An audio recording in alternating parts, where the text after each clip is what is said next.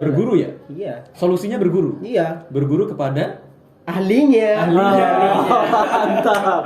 Setuju. Bagaimana diajar pada ahlinya.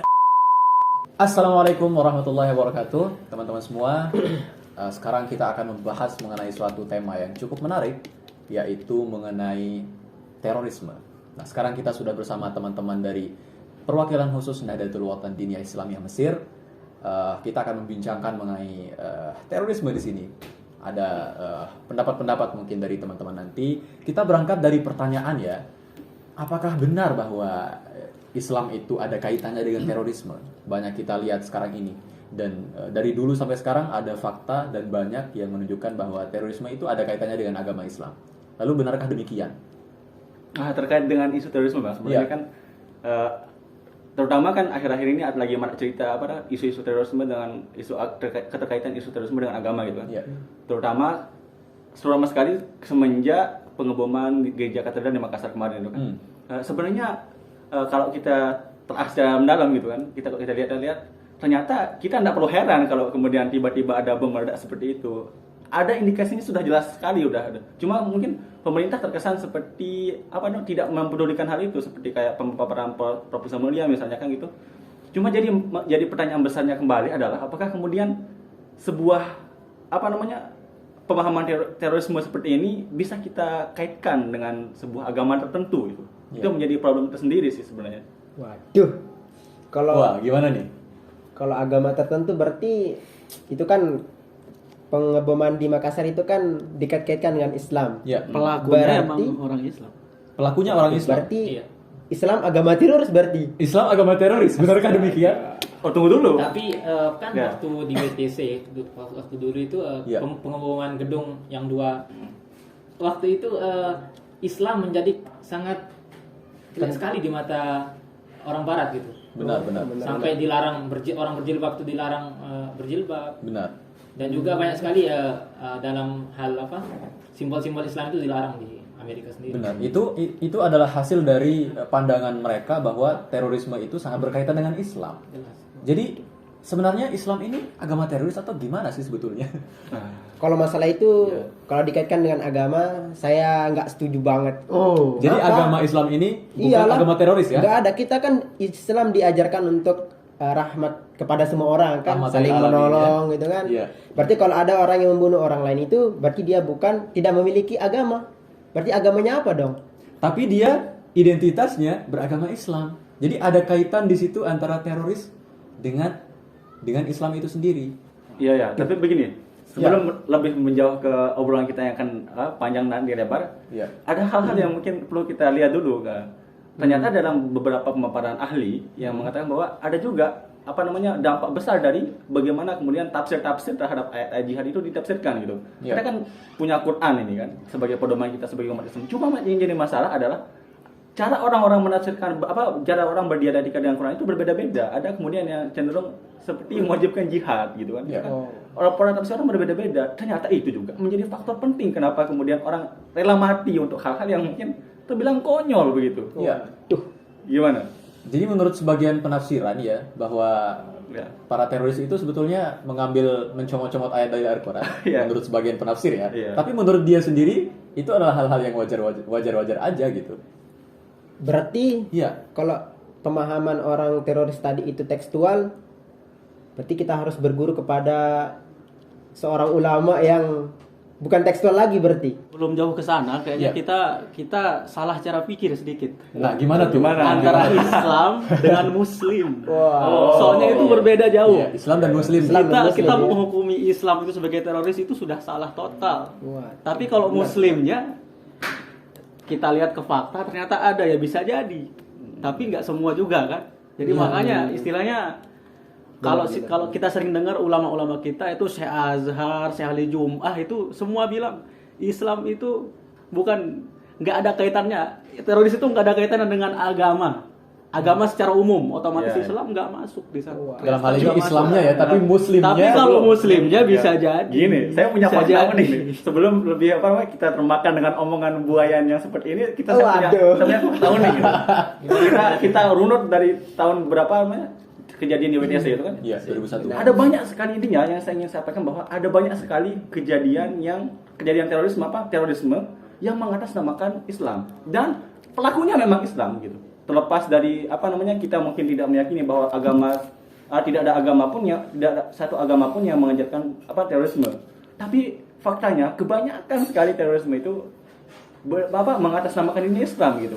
Dan misalnya kalau kita lihat penelitian terbaru misalnya kan di Kementerian Agama kan ada juga yang bilang bahwa urutan ketika kita akan menjadi terorisme itu ada katanya kan pertama dari radikal. Nah, setelah radikal baru teror. Itu langkahnya gitu.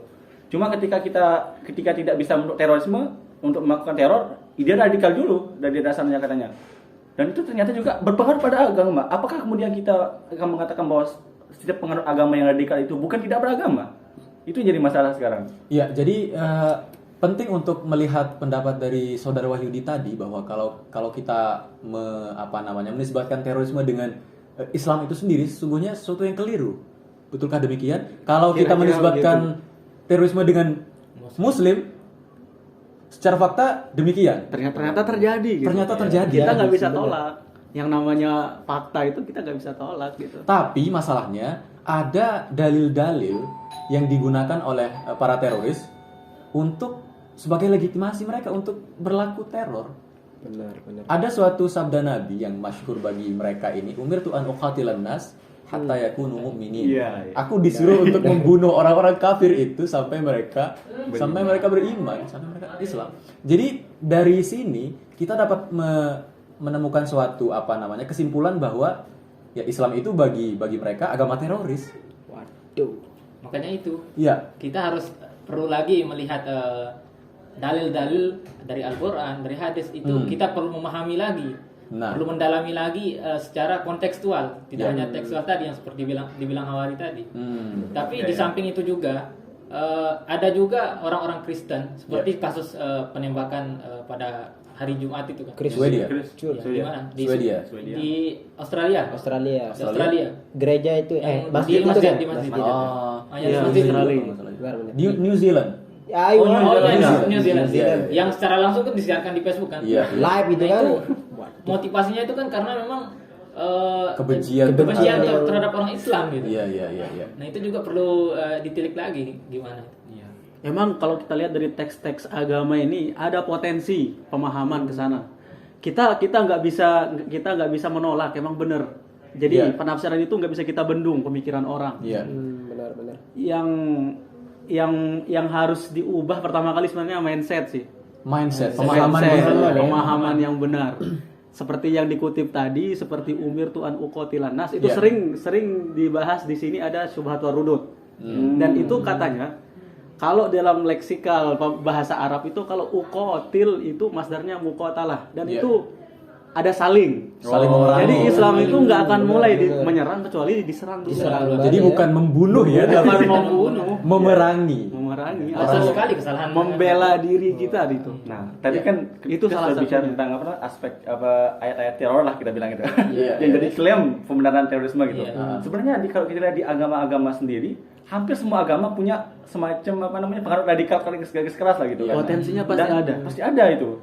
Dan tapi ada fakta juga yang mungkin kira-kira jadi pendorong juga aksi teror ini. Kadang-kadang ada pengaruh besar juga ketika kebencian antar agama pengaruh agama itu terjadi kan pada masa-masa kadang-kadang kan sebagian penyebutnya karena perang salib misalnya antara Kristen dan Islam itu dan agama-agama lain itu sebenarnya dari mindset orangnya kayak tadi itu sebenarnya.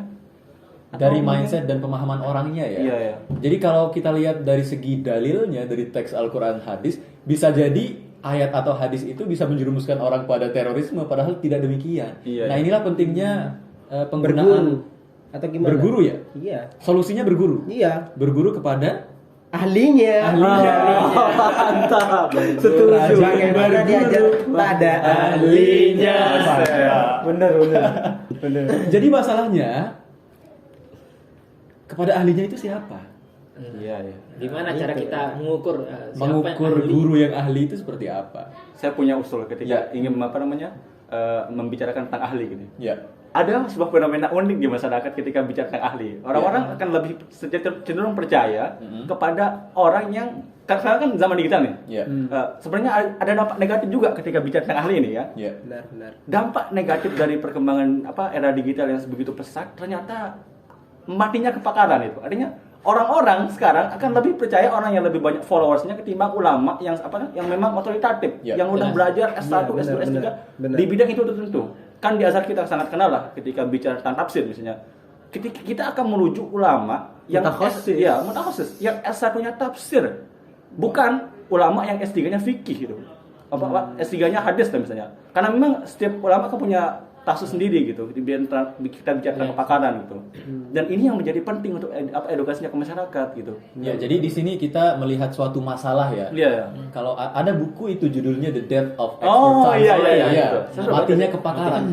Kita memang cenderung untuk mempercayai orang yang seperti, mohon maaf, Ustaz Hijrah, daripada orang yang memang orang yang mendalami agama dari kecil, dari pesantren kemudian sampai S1, S2, S3. Nah, ini masalah kita sekarang. Jadi ada orientasi yang berbeda kepada ahli yang guru yang ahli. Iya, benar. Apakah yang dari Al Azhar saja? Atau orang-orang dari Indonesia mungkin bisa menjadi guru yang ahli untuk membendung terorisme ini loh. Dan saya juga kadang-kadang risih dengan masyarakat ini gitu. Saya bingung gitu. Masyarakat di satu sisi kadang-kadang mempercayai kita misalnya kan. Taruhlah kita gitu, teman-teman yang mahasiswa lah gitu. Tapi di satu sisi ketika kita menyampaikan sebuah kebenaran anggaplah sebuah kebenaran dalam perspektif kita dan pola Islam yang ramah misalnya gitu. Itu kadang-kadang tidak diterima. Yang diterima malah sebuah penafsiran yang sesuai kehendak mereka sendiri gitu. Dan kita akan ketika kita berselisih paham dengan masyarakat kadang-kadang cenderung lebih cepat mengkafirkan. Ambil saja contoh kita dari senior kita misalnya Pak Quraisyah misalnya kan. Itu padahal kan dari segi penafsiran beliau sangat dari segi akademik dari segi keilmuan sangat ahli gitu. Pakar. Dan dia kalah hanya dengan komentar anak-anak SD yang atau itulah anak-anak yang kemarin baru belajar Quran masuk Ustaz gadungan juga. Komentar dan itu yang lebih dipercaya oleh masyarakat ya. Tapi itu kan tidak bisa kita pungkiri lah di zaman now lah kita katakan hari ini. Itu yang menarik sebenarnya. Program-program mereka kan lebih lebih wow gitu. Sedangkan kiai-kiai kita di pedalaman yang baca kitab kuningnya sudah itu hanya stuck di masyarakat. Tidak pernah terjangkau oleh media masalahnya. Berarti masalahnya juga itu tergantung gimana kita menyampaikan kebenaran lah kita bisa bilang. Nah, kebanyakan Ustaz Hijrah itu kan cara membungkusnya itu sangat menarik gitu dan sangat mudah gitu. Sangat mudah. Dan sedangkan kita kan kalau kita ngaji misalnya harus dari awal kitab sampai akhir dan itu sangat lama dan sangat susah gitu. Sekarang tinggal baca-baca di sosmed, ringkas-ringkasannya saja. Mungkin gimana cara kita membungkusnya lagi? Saya punya masalah dengan ini juga. Saya punya banyak masalah sebenarnya dalam masalah itu. Hidupnya bermasalah. Bagus itu. Hidup ini yang pun masalah. Semakin bermasalah semakin banyak yang harus diketahui. Kuat sekali. Masuk PWKN Mesir Quotes Weekly. Gini loh. Agama itu kan bukan hal yang kita lah zaman-zaman sekarang ini, anak-anak zaman sekarang ini, semuanya pengen serba instan. Dari mie instan, kemudian apa yang instan. Itu kita pengen yang instan. Yang pada akhirnya ada pola yang lebih mencondong kepada kita pengen belajar agama itu instan gitu. Pengen belajar agama 3 menit paham sholat. Nggak mungkin gitu. Makanya Gus yang saya paling teladani lah dari sosok kiai kita misalnya Gus Bahak lah, ambil contoh. Beliau itu kadang-kadang ketika mau ngaji, dia enggak sungkan ketika akan mengaji, kemudian sepotong-potong di undang-undang gitu. Dia lebih kayun untuk ngaji dengan sistem halakoh. Itu karena kita akan lebih komprehensif dalam memahami Islam. Karena beliau katanya, saya tidak bisa menjelaskan Islam yang begitu luas ini hanya dalam waktu kurun 30 menit. Dan kemudian kalian bisa paham katanya. Itu yang menjadi masalah juga sih ketika bicara tentang keinstanan ini, besar-besar fenomena masyarakat sekarang loh. Yang jadi pengen belajar agama instan. Ini sebetulnya masalah kita sekarang ya. Karena ada suatu gelombang yang tidak dapat kita bendung, yaitu media ini. Inilah tanggung jawab kita untuk membendung itu, untuk membendung media ini yang diambil alih oleh mereka kebanyakan. Benar. Itu tugas kita sebetulnya ya. Benar. Guru-guru yang kita anggap ahli itu tersembunyi oleh mereka-mereka ini yang instan ini. Ini masalahnya sebetulnya. Berarti lebih kita akan tampakkan lagi siapa sih yang sebenarnya ahli gitu.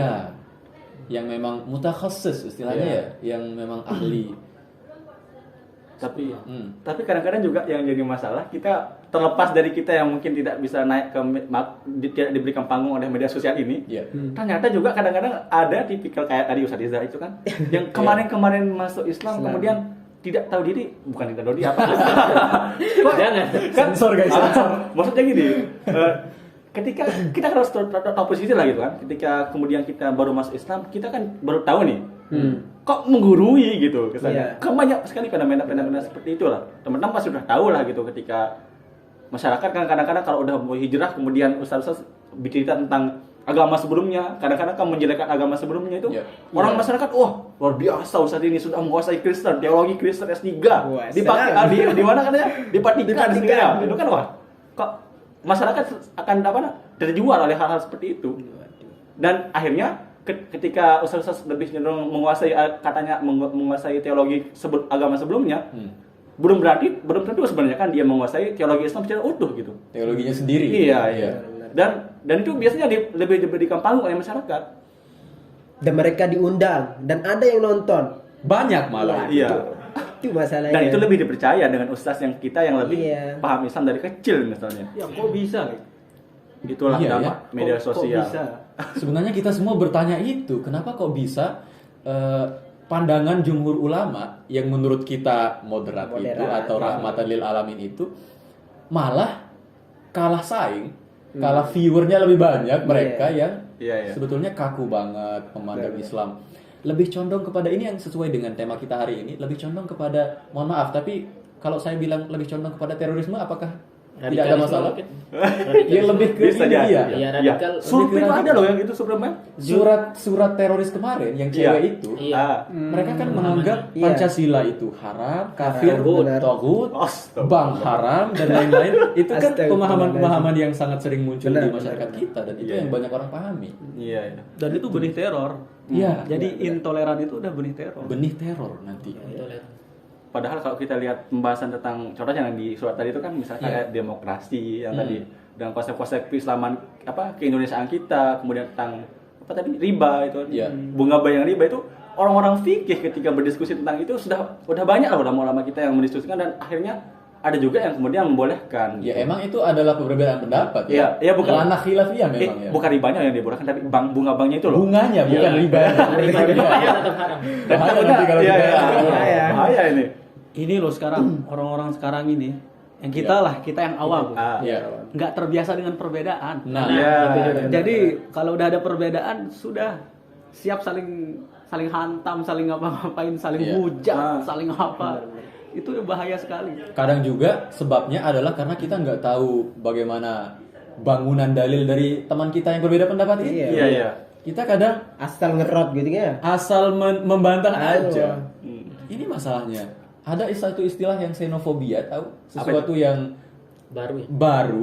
Karena dia baru maka kita menolaknya. Itu kan sesuatu yang sering terjadi karena dia baru maka kita harus menolaknya. Merasa asing lah. Jadi aneh gitu ya. Sama juga dengan perbedaan fikih ini ya, perbedaan yang lain juga. Berbeda pandangan sedikit. Oh ada loh bunga bank itu boleh, kita tidak menerima itu sama sekali. Iya. Ini kan salah satu masalah yang kita temui di masyarakat. Padahal kalau kita lihat pada tradisi ulama kita dulu kan, ketika bicara tentang problem agama gitu. Ketika ulama satu berbeda pendapat dengan ulama yang lain, mereka dengan dengan legowo bilang gitu kan, Ra'yi shawab yahtamilu khata' misalnya ketika Imam Syafi'i. Sekelas Imam Syafi'i itu. Ketika berbicara, ini kemudian orang-orang yang ini menyalahkan dari mana? Membenarkan saja tidak bisa begitu. Mereka seakan-akan mengatakan ra'yi shawab wala yahtamilu khata'. Ayo. Iya. Pendapat saya benar dan tidak menerima kesalahan sama sekali. Ingin memegang kebenaran sendiri. Iya. Itulah salah satu ciri dari sebagian masyarakat yang ingin memegang kekuasaan. Dan terlihat masyarakat ini lucu gitu. Ulama kok disalahkan gitu masalahnya kan. Untuk kalau ulama lain misalnya menyalahkan ulama lain itu mungkin saya tidak masalah gitu. Iya, antar ulama memang satu frekuensi lah ya. Ini kok dia masyarakat yang awam kemudian menyalahkan ulama gitu. Itu kan menjadi masalah ketika di satu sisi kita diberikan kepercayaan sebagai diberikan panggung untuk bersuara dan di satu sisi kita diberikan masyarakat juga memberikan panggung kita untuk turun gitu, artinya tidak menerima apa yang kita sampaikan gitu. Karena berbeda. Iya. Berbeda dengan kehendak dia gitu. Ini yang menjadi ulama sebenarnya yang ulama ini siapa sebenarnya? Masyarakat atau apa sih gitu? Iya. Kita harus belajar aja kali ya. Itu sekarang itu semangat sering diulang. Iya. Semangat berislam orang Indonesia itu luar biasa. Iya. Cuman pengaturannya doang yang di sana masalah. Benar. Tinggal belum bisa memilih ya. Sisi positifnya semangat berislam mereka itu bagus. Artinya ketika ada problem, mereka ini loh, mereka merespon loh. Iya, Walaupun salah tapi responnya. Tapi istilahnya mereka Ya, semangat, udah baik ya. semangat berislamnya ada. Girohnya lah. Girohnya ada, itu Iya, bagus, benar. poin bagus. Cuman itu Caranya salah, gitu. pengaturannya lagi yang kurang. Ya mungkin kita butuh suatu pengimbang ya, bukan hanya semangat, tapi keilmuannya Keilmuannya juga. harus. Jadi bukan hanya semangat, tapi ada dasar kita untuk membantah kalau ada Iya. membantah. Memang salah kita perlu Iya. bedah juga. Benar. Ada sebuah nasihat penting loh tentang perbedaan ini dari Pak Shihab gitu. Iya. Ketika bicara tentang wasatiyah misalnya. Iya. Itu katanya kalau untuk solusi hal seperti intoleransi ataupun radikalisme itu kan biasanya yang jadi tawaran kita terutama di Azhar itu kan bagaimana wasatiyah Islam itu sendiri gitu ketika memahami tentang Islam. Iya. Nah, salah satu cara yang paling penting ketika ingin kita memberikan perbedaan adalah terutama dalam bidang fikih ya. Iya. Itu kan ada istilahnya muqaranatul mazahib tuh. Ayo. Nah, itu perbandingan mazhab itu sebenarnya perlu dibumikan. Artinya bukan oke lah mungkin kita bicara tentang menganut mazhab yang 4 misalnya gitu. Tapi intinya kita perlu tahu dulu kenapa kita berbeda dengan orang lain itu. Tahu dulu lah. Iya. Kalaupun tidak mengamalkan misalnya kalau kita misalnya ngotot pengen sapi aja gitu kan. Ya enggak apa-apa kita ngotot tapi tahu dulu kenapa kita harus berbeda, kenapa kita berbeda dengan pandangan Maliki tentang mengosor rambut misalnya gitu paling tidak kan. Ya, kita ini kesimpulannya adalah kita perlu main lebih jauh lagi. Iya. sebetulnya. Mainnya kurang jauh gitu. Iya, mazhab itu bukan cuma satu, mazhab juga bukan cuma dua. Bahkan dalam fikih perempuan yang seperti dibicarakan tadi juga, saya pernah membaca suatu buku feminis, fikih feminis. Iya. Ternyata yang dibicarakan di dalam buku itu adalah perbandingan mazhab. Ada loh mazhab lain yang mengatakan perempuan boleh jadi imam sholat. Iya, Ada iya. yang mengatakan perempuan boleh juga jadi pemimpin dan lain-lain. Intinya kita perlu main jauh. Kita jangan hanya stuck di ruangan kita sendiri aja. Kita butuh ada loh wawasan di luar Iya, di iya. luar itu. Walaupun mungkin cuma Iya. sekedar wawasan saja gitu. Iya. Walaupun kita Iya. bisa kita bantah juga wawasan itu. Misalnya, Iya. misalnya ada yang kita kira keliru dan kita tidak harus mengamalkannya juga. Intinya kita mengetahui Iya, loh mengetahui itu ya, ada perbedaan pendapat antara mazhab, antara Iya. ulama kan. Iya. Sebenarnya kita kayaknya terlalu jauh untuk melihat perbedaan mazhab tuh. Kita rujuk aja dari awal banget itu kan, dari zaman Nabi misalnya kan. Para sahabat dulu sangat biasa berbeda pendapat. Iya. Dan Nabi kita bisa lihat dari contoh bagaimana Sayyidina Abu Bakar misalnya berbeda dengan Sayyidina Umar itu kan ketika tentang masalah zakat atau lain-lain itu sangat biasa gitu. Dan respon dan dia kadang-kadang sangat menghargai, tidak sampai kemudian perbedaan itu menjadi sebuah perpecahan. Iya. Benar. Dan itu sebenarnya yang jadi pertanyaan adalah siapa yang kita teladani gitu. Katanya saja kan kita rujukan sahabat yang menjadi teladan, tapi ketika hal seperti ini kemana itu teladan kita Mana kepada sahabat teladan itu? itu? Ya. Mereka berbeda kok kita tidak meneladani mereka tentang Iya. khilaf. Jangan kemudian poligaminya aja yang diteladani begitu kan. Ketika hal seperti ini Sebenarnya beda, Lik, ya. pada akhirnya ini kembali pada satu titik, Iya. Apa itu? menolak. Menolak. Semua hal tentang perbedaan kita tolak, itu kita tolak. Apalagi toleransi kita tolak. Itu sebabnya lahir ketakutan, lahir kesedihan. Padahal kalau kita merujuk ke agama kita, makna Islam itu apa? Kita coba menerima, perbedaan kita coba terima, kita pelajari. Benar. Itu insya Allah akan hilang sebenarnya. Cuman kita sudah terlalu banyak penolakan. Makanya sering dikutip-kutip itu apa katanya ayat Al-Qur'an itu faman aslama wajhahu lillah wa huwa muhsin falahu ajruhu inda rabbih wala khaufun alaihim wala hum yahzanun. Kalau dia udah menerima sebenarnya itu ntar ketakutan kesedihan itu akan hilang, akan sirna. Dan tidak ada motivasi. Iya, cuman sebenarnya kita tolak. Terus kita menutup diri. Itu yang bahayanya sebenarnya. Intinya lari ke sana sebenarnya. Dan pada akhirnya mungkin kita diambil kesimpulan bahwa sebenarnya Islam agama yang damai gitu kan. Iya, bukan Dan di agama sini- teroris. Sekali lagi bukan agama teroris. Bukan agama teroris ya. Saya nggak setuju. Makanya kalau Islam saya lebih setuju nggak bisa lahir Bisa, dari tapi sana. muslim ya Itu ada potensi. ada potensi ya. Dan Ada muslim ini potensi. salah memahami Itu. dalil-dalil Al-Qur'an. Kalau katanya joknya Panji gini nih, kalau bicara terorisme yang muslim gitu, itu sebenarnya nggak bisa dikaitkan gitu katanya mungkin kalau kita pakai logikanya Panji Pagi Wicaksono kan. Iya, Pragi Waksono. Iya, Pragi Waksono ya. Maaf Bang Panji. Kalau nonton ya. Kalau nonton ya. Halo Bang Panji. Gini kan ya. Langsung diundang. Sebenarnya nggak bisa kita bilang terorisme itu kan ya. Yang cocoknya gini. Apa namanya orang ini? Apa namanya? Penyebaran orang yang teror, yang kebetulan Islam gitu lah. Gitu ya. Iya, ya. Yang Bukan Islam yang terorisme. Terorisme. Saya setuju. Kebetulan Muslim yang kebetulan terorisme yang kebetulan Muslim. Jadi gitulah. Jadi teroris itu sebetulnya orang yang pahamnya radikal, yang kebetulan KTP-nya Muslim, lahirnya Muslim kayak gitu ya. Iya, dan ternyata nggak di Islam doang terjadi, di Kristen juga ada, Semua agama ya. Buddha juga ada, teroris itu semua terjadi. Tapi ini tidak melepas dari apa namanya kemungkinan ada tafsir-tafsir yang tadi itu lah ya, yang kita bilang tadi ya, lebih condong ke arah radikal gitu. Cuman sekarang kenapa ke Islam? Karena akhir-akhir ini banyak yang terjadi itu emang pelakunya dari Muslim. Ya, kebetulan aja. Itu yang membuat itu yang membuat dipojokkan Islam. Benar. Iya, dan organisasi-organisasi yang kita kenal selama ini itu kan berasal dari Muslim semua, misalnya ISIS, Al-Qaeda, kemudian di Indonesia banyak sekali itu MIT dan lain-lain. Ini kan menunjukkan bahwa wah ternyata Islam ini lumayan teroris juga pemahamannya ya. Nah ternyata menurut Saudara Wahyudi tadi, kita dapat mengcounter ini dengan pemahaman bahwa oke lah kalau Muslim itu jadi teroris boleh, tanda kutip ya, boleh. Tapi Islam itu sendiri, mohon maaf, tidak, iya. Karena Rasul sendiri kan sangat rahmatan lil alamin. Kalau ada satu kata atau dua kata yang menyifati Islam ini adalah rahmatan lil alamin ya nggak sih? Dan pada akhirnya kita akan mengambil kesimpulan bahwa Islam bukan agama terorisme itu kan. Tapi agama damai. Sesuai dengan namanya ya. Satu akar kata. Salam. Ya, Satu akar kata dengan assalam itu ya, kedamaian. Dan hampir semua agama juga kayak gitu ya. Semua agama juga damai kayak. Iya. Mengajarkan kedamaian. Pada dasarnya ya.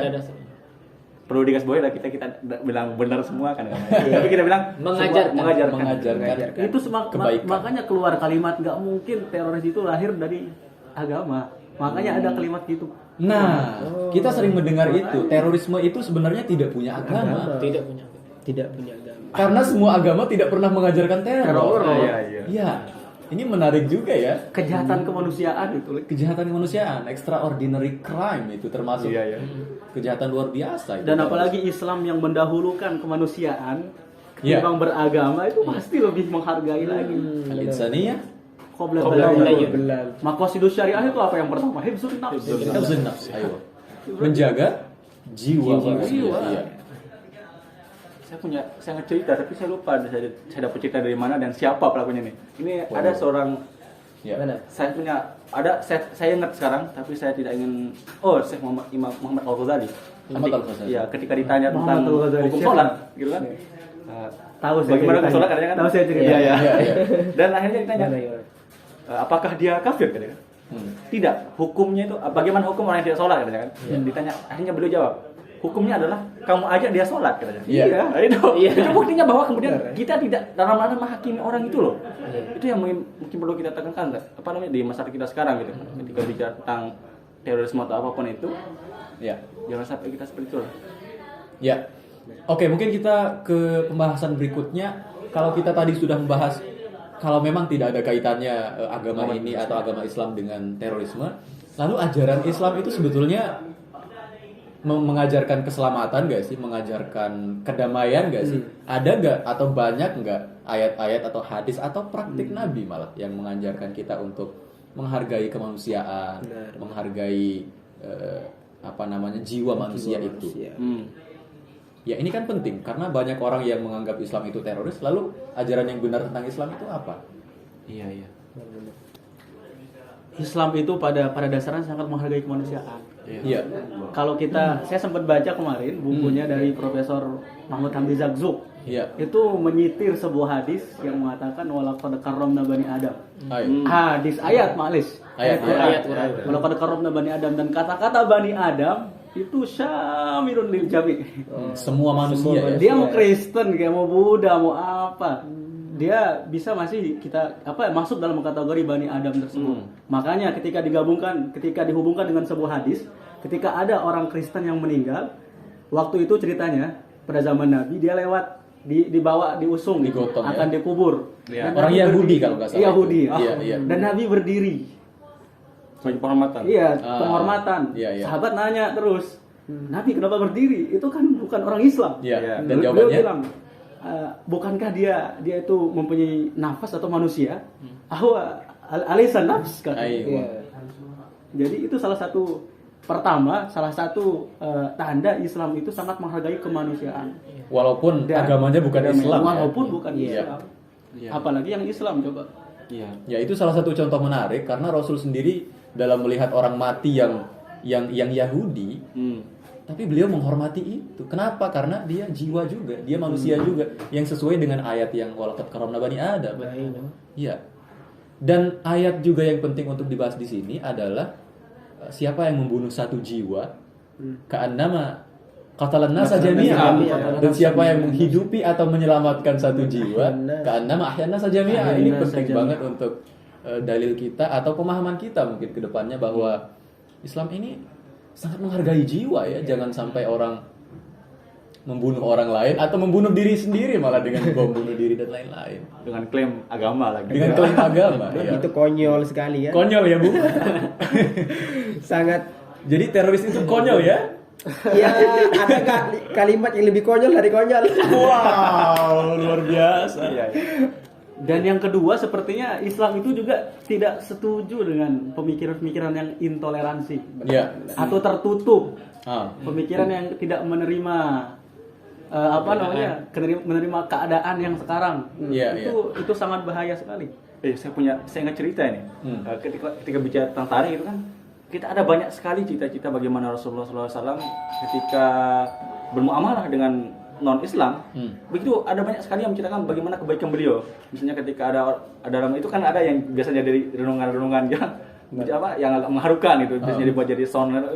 Ketika Rasulullah SAW memberikan makan kepada Yahudi tanpa harus ditahu beliau adalah Rasul, padahal si Yahudi ini kan mencela gitu. Itu artinya beliau bagaimana bermuamalah dengan orang yang kategori non muslim itu sangat baik. Kemudian apalagi kemudian dengan kita sesama muslim gitu. Sama muslim.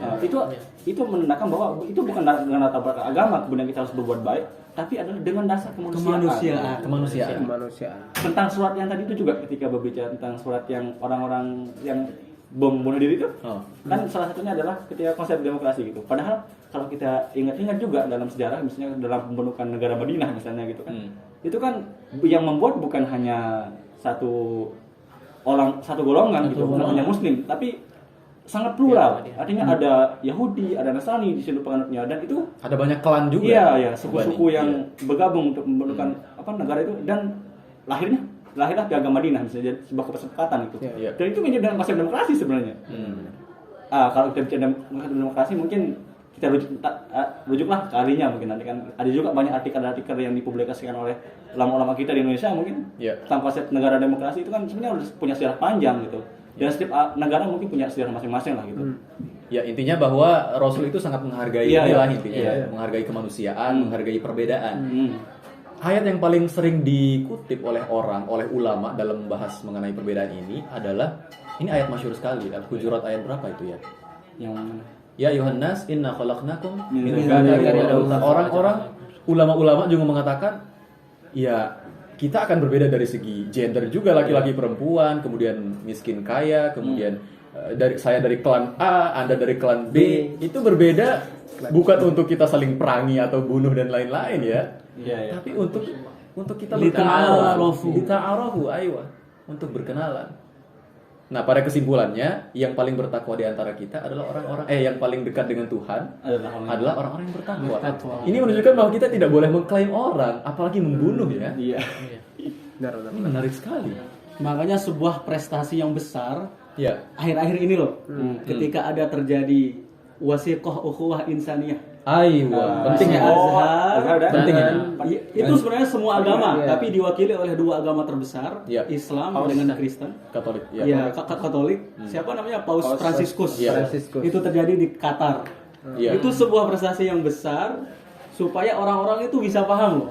Iya. Itu sebenarnya bahwa kita harus itu kita walaupun ikuti. berbeda, Iya. Benar. kita tuh bisa saling hidup. Kan di sana isinya salah satunya kita hidup berdampingan dengan Iya. aman, Iya, walaupun iya. berbeda agama, Iya. saling menghargai kemanusiaan. Hmm. Dan kalau tidak salah itu sekarang dia akan diulang ini setiap tahun dibuat menjadi Jadi ada hari internasional. hari internasionalnya. Iya, iya, iya. Itu sebuah prestasi yang penting sekali sebenarnya. Ya, dan tugas kita sebetulnya itu untuk terus menggaungkan toleransi antar agama agar jumlah terorisme dan lain-lain itu dapat ditekan oleh kita sebetulnya ya. Jadi gitu. Gitu ya. Kayaknya udah gitu aja ya. Kesimpulannya kalau kita bertanya apakah Islam itu sangat berkaitan dengan terorisme atau tidak, menurut para teroris itu berkaitan. Tapi benar kan? Iya, Mereka itu benar, berkaitan. teroris. Tapi menurut kami, menurut kita semua dan menurut jumhur ulama, Islam itu adalah agama yang damai, mengajarkan kedamaian. Siapa yang menghidupi menyelamatkan manusia, kita seakan-akan menyelamatkan kemanusiaan itu sendiri. Nah, Anda yang masih bingung apakah Islam ini agama teroris atau tidak, silahkan belajar pada ahlinya. Ahlinya Berguru pada ahlinya. Nah, itu. Ayo, silahkan berguru pada ahlinya. Jangan termasuk orang-orang yang kita sebut sebagai Jangan depth tersesat of lah. expertise tadi Iya, itu. jangan tersesat. Orang-orang yang percaya terlalu cepat dengan orang-orang yang baru-baru dan ustaz-ustaz gadungan. Iya. Belajarlah pada mereka yang sudah memang ahlinya sekali lagi ya. Orang-orang Makanya yang banyak followersnya. kurangnya penting sekali ini. Bukan yang hanya banyak followersnya. Ya, mungkin itu aja teman-teman semua. Kita sudah membincangkan panjang lebar tentang terorisme ini. Terima kasih banyak atas perhatiannya. Mungkin kita akan nanti buat video-video berikutnya ya. Iya, Sama teman-teman PWK NWDI Mesir ini. Tunggu aja di video berikutnya. Oke, baik teman-teman semua. Jangan lupa Like, Comment. And Share and subscribe. Jadi itu teman-teman semua. Terima kasih banyak atas perhatiannya dan jangan lupa like. Comment. share. ya mungkin itu aja teman-teman semua. Jangan lupa Like. Comment. Share. Subscribe. di channel PWK NWDI NWDI Mesir. Mesir. Terima kasih atas perhatiannya. Wallahu Wallahul muwaffiq ila ila sabilir sabilir rasyad. rasyad. Wassalamualaikum warahmatullahi wabarakatuh.